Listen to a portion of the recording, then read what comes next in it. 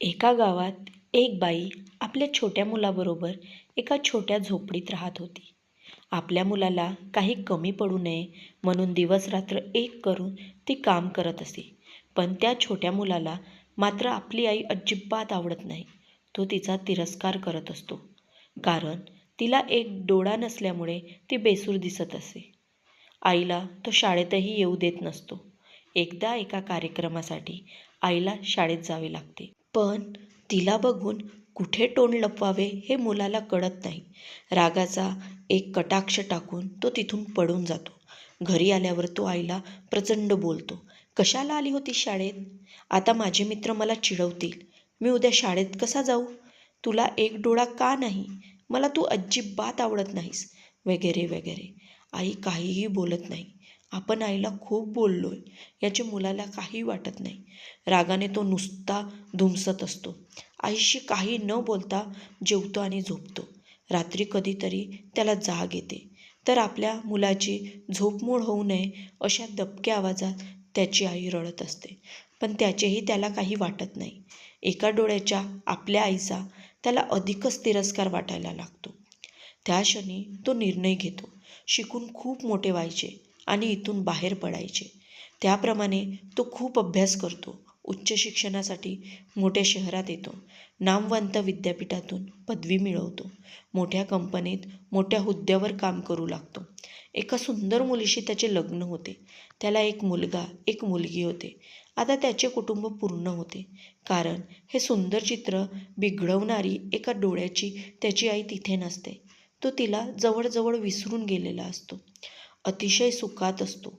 एक दिवस त्याच्या घराचे दार वाजते.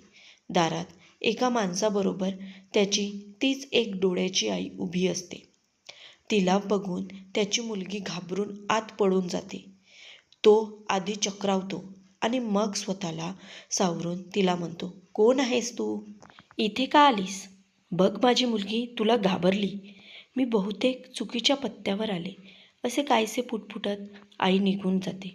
तिने आपल्याला ओळखले नाही अशा समाधानात मुलगा दार लावून घेतो. काही दिवसांनी माजी विद्यार्थी संमेलनासाठी त्याला त्याच्या शाळेतून पत्र येते. परत त्या गावात जाऊ नये असे वाटत असतानाही तो संमेलनाला जाण्याचा निर्णय घेतो. ऑफिसच्या कामासाठी जातोय असे बायकोला खोटेच सांगतो. संमेलन पार पडते. कुठल्या तरी अनामिक ओळीने त्याची पावले त्याच्याही नकळत झोपडीकडे वळतात. दाराला कुलूप असते. शेजारची बाई त्याला ओळखते आणि एक पत्र देते. ते पत्र त्याच्या आईचे असते. तो वाचू लागतो. मी खूप आयुष्य जगले. तुझ्याकडे आता मी परत कधीही येणार नाही. पण तू कधीतरी येऊन मला भेटावेसे अशी माझी खूप इच्छा आहे. शाळेच्या संमेलनाला तू येणार हे कळले होते, पण तिथे येऊन तुला भेटायचे नाही असे मी नक्की ठरवले.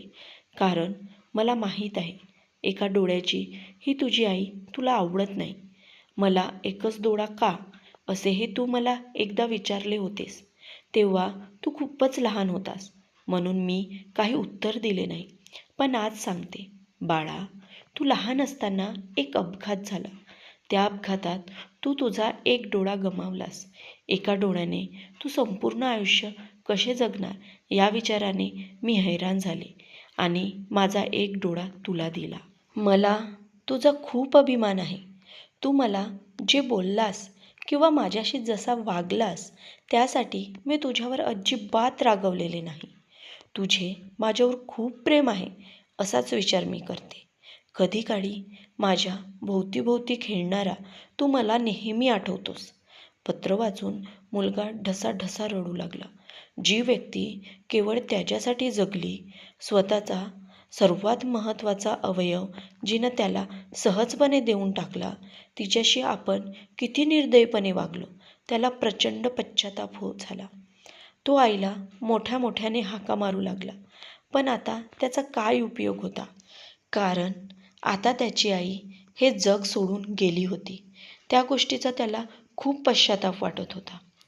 मित्रांनो, आईवडिलांसाठी कोणतीही गोष्ट सोडा, पण कोणत्याही गोष्टीसाठी आईवडिलांना सोडू नका. कारण जीवनात एक वेळ कोणतीही गोष्ट आपली साथ सोडेल, पण आईवडिलांची साथ ही नेहमीच तुमच्याबरोबर आयुष्यभर असेल, हे नेहमी लक्षात ठेवा. मित्रांनो, तुम्हाला कथा कशी वाटली हे कमेंट्सद्वारे नक्की कळवावे. व चॅनलवर नवीन आले असाल तर आपल्या वीणा व्हॉइस मराठी स्टोरी या चॅनलला सबस्क्राईब करायला विसरू नका. आपण संपूर्ण कथा शेवटपर्यंत ऐकल्यामुळे आपले मनापासून धन्यवाद.